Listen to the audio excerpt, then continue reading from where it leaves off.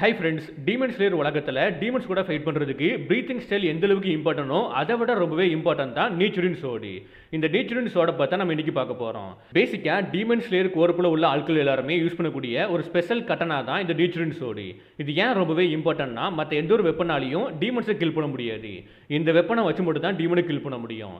இந்த சோடை எது ரொம்பவே ஸ்பெஷலாக மாற்றுதுன்னா இந்த சோடோட ப்ராப்பர்ட்டிஸும் இந்த சோடை செய்யக்கூடிய பொருட்கள் தான்.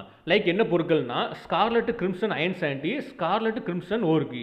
இந்த ரெண்டு பொருட்களுமே சன்லைட்டை வந்து அப்சர்வ் பண்ணும். உங்களுக்கே தெளிவாக தெரியும் டீமன்ஸை பெர்மனெண்டாக கில் பண்ணணும்னா அதுக்கு சன்லைட் தேவைப்படும்ட்டு.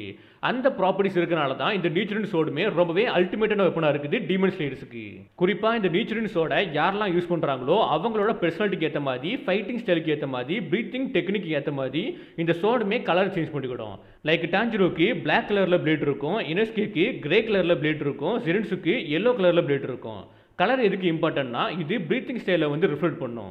குறிப்பாக அந்த பிரீத்திங் டெக்னிக்கை என்ஹான்ஸ் பண்ணி கொடுக்கும்.